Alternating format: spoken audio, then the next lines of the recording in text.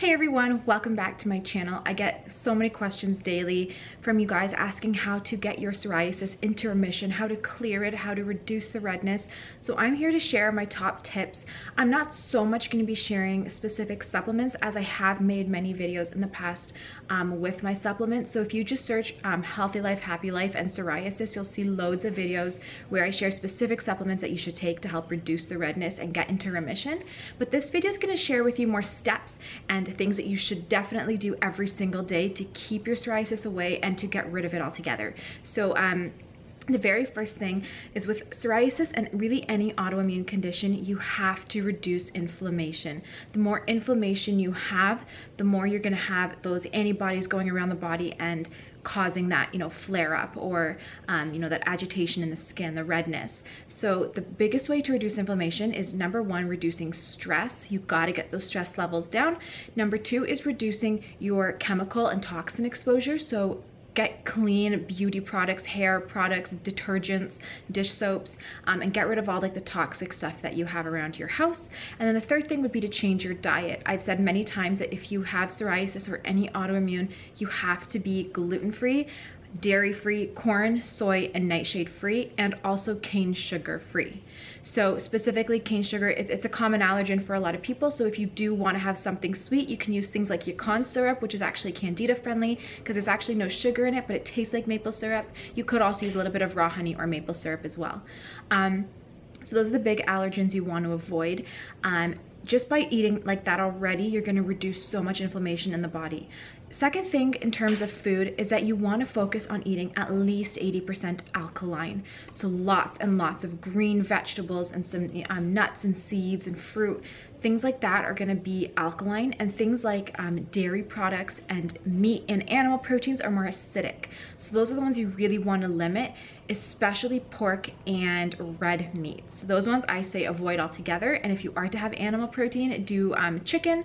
Wild-caught salmon is fantastic because it's high in omega-3 fats. Those are probably my top. Turkey is great too. Wild-caught haddock. So anything that is, less acidic and more, have more healthy fats, or any meat that is lean. So like I said, like a chicken breast, turkey breast, those are lean meats. So those are a little bit better. Another thing too is that meats are a high histamine food, and they also are high in arachidonic acid, which does cause that inflammation in the body. And the more inflammation you have, the more redness you're going to have, and the more your immune system is going to have to work, and it's going to be more fatigued, and that's going to, lead to even worse symptoms of your autoimmune condition.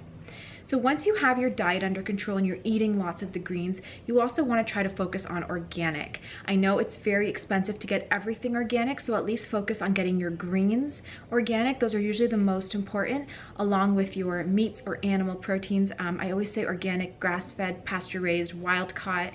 Those are the most important. Something else that you should focus on in terms of reducing inflammation is watching how you eat. If you are to eat a big piece of chicken or something and you barely chew it, you take a few bites and you swallow it, or you scarf down a huge bowl of like oatmeal or rice or something without really chewing it, it's going to cause inflammation in the body because you're going to have full non-broken down particles of food entering your bloodstream via your leaky gut. So the biggest thing you want to focus is on how you're eating. I always say focus on pureed foods, things like smoothies, butternut squash soups or broccoli soups, things that you can puree so you're still getting the amazing benefits of the foods that you're eating, but without having to chew, without having to make your intestines work so hard to break down that food. And that's going to reduce the amount of undigested food particles entering your bloodstream, and with that it will reduce inflammation. So your immune system won't constantly be having to respond to these things that are entering your bloodstream that are foreign. So I hope that makes sense. Focus on how you're eating, so puree your food, make it easy to digest, drink lots of bone broths and things like that. Focus on what you're eating, so lots of alkaline foods, organic foods, good quality, more high in complex carbs and plant-based, less so much focus on the animal side of animal protein side of the food. And then you also just want to focus on reducing inflammation overall in your body. So something else that you can do is actually taking digestive enzymes. I love doing pancreatic enzymes right before a meal, and then plant or protease enzymes between meals. That's going to help to reduce those proteins that are floating around in the body that are causing the inflammation. It's going to help break those down, and when you take it before a meal, it just helps to digest that meal. So those are something that you can do to really reduce inflammation, and it helps. It does wonders for the body. Plant sterols are fantastic as well.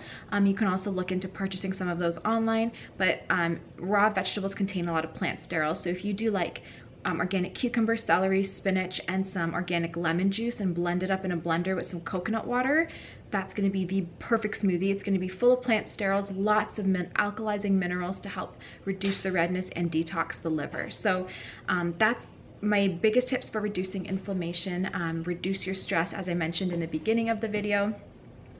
Once your inflammation is, kind of in check, and you notice that just by doing that, by, taking certain supplements, things like aloe vera, liquid chlorophyll, that I mentioned in my other videos, once you do that, you should already notice a pretty severe reduction in your redness, and you should not have as much like angry skin. It shouldn't be as like flaring red.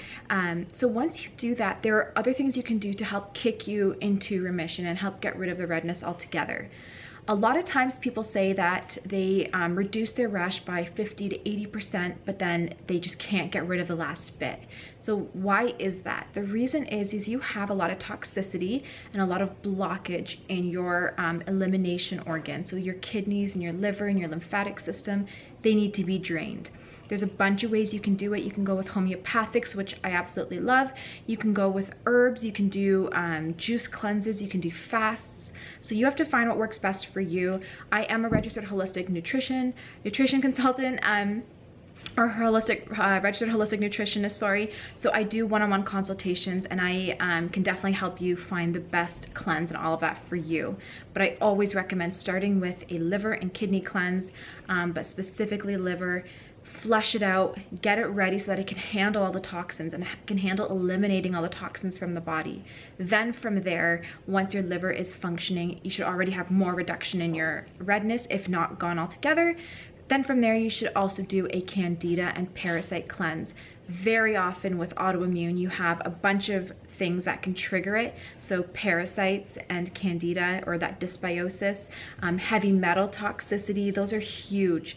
Obviously genetics does play a role, but only about 30%. So if you eat right and you live healthy, those genes won't actually express themselves, and you won't get psoriasis or some type of autoimmune. So definitely lifestyle and diet, but big ones would be mold, parasites, heavy metals. So after you cleanse your liver, I always say do a candida and parasite cleanse, get those bad bacteria out, and get the balance between good and bad back to the way it should be. So you can do that again with antifungals, changing up your diet. There are so many ways to go about it. You can do fasts. So again, find what works best for you. And if you ever have any questions or would like a one-on-one consultation, you can email me. All my contact info and my website is down in the description box below. But yeah, once you do a candida and parasite cleanse, your psoriasis should be gone, or your autoimmune condition should be pretty much gone. But from there, you want to make sure you completely finish your healing journey so that your autoimmune condition can be in remission or reversed altogether. So how do you do that? You have to heal the gut. The reason why you get that inflammation and that autoimmune response is because you're consuming foods or ingesting, toxins and chemicals that are leaking through the gut lining and into your bloodstream. If your body was functioning optimally, these toxins would go right through your colon and out through your urine and your stool, and there would be absolutely no no toxins entering the bloodstream except for vitamins and minerals and amino acids. So that is the most important thing, is to re-heal the gut. Don't try to heal the gut before doing a candida cleanse and all that. That should be the last phase. You can do lots of bone broths, collagens, L-glutamine, aloe vera gels. There's so many things you can do to heal the gut. You can do a bone broth fast, which will help as well. So there are a lot of ways to go again. But once you heal that gut, then and repopulate it with good bacteria again, like the lactobacillus and bifidobacterium strains, then you should be good to go. And you should be able to just live a normal life, eat normal food again. Obviously, don't go crazy and stuff your face with like chocolate fudge cake and McDonald's burgers, because that's going to get your autoimmune condition right back once your gut gets leaky again. So you have to make sure that you eat very well. You can do, you know, a cheat meal here or there, and that shouldn't cause a huge problem. But overall, eat really healthy, wholesome food, and you should be good literally the rest of your life. Keep your stress in check. Stress is huge. It really triggers those cortisol levels to spike, which triggers inflammation. So you really got to keep your stress levels down. It also suppresses the immune system, so you got to be careful there. But overall, if you follow these steps, you will get that autoimmune condition back into remission. Your rash will be gone. You will lead a normal, healthy life. So if you do need help with, you know, if you want a one-on-one consultation and you need help with, you know, me creating a protocol specifically for you, I'd love to, and I would be honored to do that for you. I had full coverage. If you've been following me on my channel long enough, you will know all about my psoriasis and my past with psoriasis and eczema. And I am in full remission now, and I just live a normal, healthy life. I am always gluten-free, but that's a personal choice of mine.